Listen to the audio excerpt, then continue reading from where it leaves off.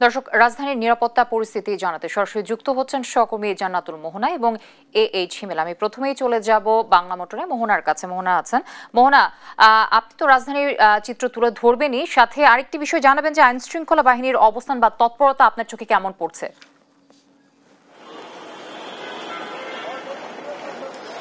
যদি আপনি জানেন যে বাংলা মোটর রাজধানীর অন্যতম গুরুত্বপূর্ণ একটি জায়গায় এবং রাজধানীর যে রূপায়ণ টাওয়ারটি রয়েছে, আমরা ঠিক রূপায়ণ টাওয়ারের সামনেই আছি এবং এখানে গত পরশু দিনও ককটেল বিস্ফোরণ হয়েছে। আমি যে জায়গাটিতে দাঁড়িয়ে আছি সেখানেই ককটেল বিস্ফোরণ হয়। তো দেখা যাচ্ছে যে এই গুরুত্বপূর্ণ জায়গাটিকে ঘিরে আমরা আইন শৃঙ্খলা বাহিনীকে আমরা গতকাল থেকেই তৎপর দেখছি এবং মোড়ে আমরা দেখছি এখান থেকে শাহবাগমুখী কোনো রিক্সা যেতে দেওয়া হচ্ছে না এবং যে গাড়িগুলো আছে এবং যারা যেসব গাড়ির সন্দেহজনক মনে হচ্ছে তাদেরকেও জিজ্ঞাসাবাদে আনা হচ্ছে পুলিশ, এবং সেই সাথে কেবল পুলিশই নয়, বিজিবি এবং র্যাবের সদস্যদেরকেও আমরা দেখছি নিরাপত্তার জন্য তারা রাস্তায় দাঁড়িয়ে আছেন এবং টহল দিচ্ছেন যেন কোনো ধরনের অরাজকতা কিংবা বিশৃঙ্খল পরিবেশের সৃষ্টি না হয়, সেই সঙ্গে কোনো ধরনের ককটেল বিস্ফোরণ কিংবা কেউ যেন কোনো অপতৎপরতা না চালাতে পারে। সেই জন্য আমরা দেখছি যে রাজধানীতে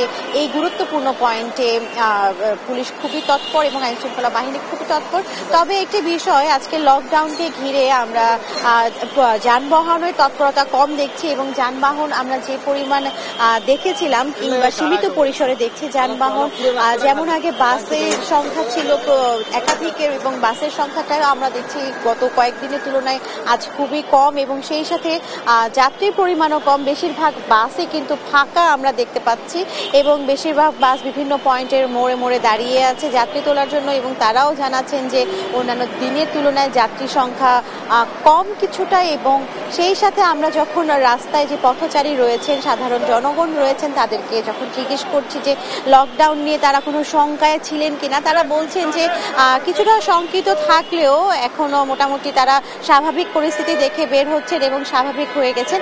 তো সেই সাথে এই বাংলা মোটরের মতো যে জায়গাটি রয়েছে সেই জায়গার মধ্যে আমরা দেখছি আর আইন শৃঙ্খলা বাহিনীর পাশাপাশি অন্যান্য বাহিনীর সদস্যরাও রয়েছে। তো যাত্রাবাড়িতে আছে আর আমাদের সহকর্মী হিমেল এবং সেখানে আমরা জানতে চাইবো যে সেখানে পরিস্থিতি কেমন, যে সেখানে আইন শৃঙ্খলা বাহিনীর তৎপরতা কেমন। ধন্যবাদ মোহনা। আমি সকাল থেকে যাত্রাবাড়ি বাস স্ট্যান্ড এবং তার আশেপাশে এলাকা পর্যবেক্ষণ করছিলাম। আমরা যেটি দেখছি যে সকালে যাত্রাবাড়ি বাস স্ট্যান্ড এবং আশেপাশে এলাকার যে জনসাধারণ তাদের কিন্তু কম লক্ষ্য করা গিয়েছে এবং যানবাহন যে যাত্রীবাহী যানবাহন রয়েছে, বাস থেকে শুরু করে পিকআপ এবং মাইক্রোবাস থেকে শুরু করে সব ধরনের যানবাহন আমরা সকাল থেকে কম লক্ষ্য করেছি। তবে দুপুর গড়ার সাথে সাথে কিন্তু যানবাহনের সংখ্যা বেড়েছে এবং কর্মমুখী মানুষ কিন্তু তারা রাস্তায় এসেছে এবং তারা তাদের কাজে কিন্তু বের হচ্ছেন।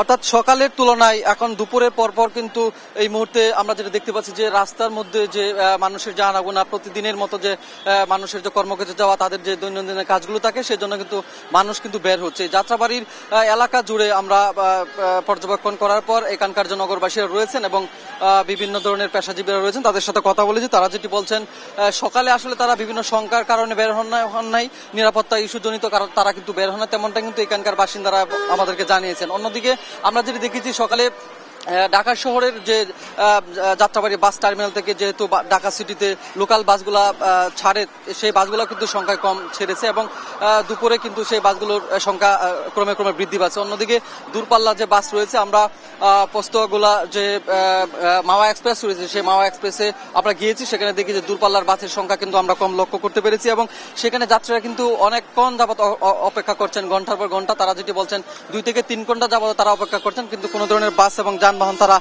দেখছেন না। তবে দুপুর গড়ার সাথে সাথে কিন্তু বাসের মালিক এবং বাস সমিতি যারা রয়েছেন তারা কিন্তু তাদের সীমিত পরিসরে বাসগুলো, দূরপাল্লার বাসগুলো ছাড়ছে। অর্থাৎ মাওয়া এক্সপ্রেস হয়ে যে দক্ষিণ অঞ্চলের যে মানুষগুলো যাতায়াত করে তাদের জন্য কিন্তু আস্তে আস্তে বাস পরিবহনের যে মালিকরা আছেন তারা কিন্তু বাস ছাড়ছেন। অন্যদিকে আইন শৃঙ্খলা বাহিনী সকাল থেকে টহলে রয়েছেন, পুলিশ, আর্মি এবং র্যাব সহ অন্যান্য যে নিরাপত্তা কর্মীরা রয়েছেন তারা কিন্তু এখন পর্যন্ত টহল দিয়ে যাচ্ছেন। তারা আমাদেরকে যেটি জানিয়েছেন, কথা বলে যেটি জানতে পেরেছি, নিরাপত্তার স্বার্থে তারা এই টহল অব্যাহত রাখবেন। রাজধানীর যাত্রাবাড়ির বাস স্ট্যান্ড এবং তার আশেপাশের এলাকার এই 13ই নভেম্বরকে ঘিরে যে উৎকণ্ঠা এবং উদ্দীপনা, উত্তপ্ত পরিস্থিতি বিরাজ করছিল, সেই উত্তপ্ত পরিবেশের এবং সার্বিক অবস্থা কিন্তু আমার কাছে এই রাজধানীর যাত্রাবাড়ি বাস স্ট্যান্ড ঘিরে এই ছিল আমার কাছে সর্বশেষ তথ্য। জ্যোতি।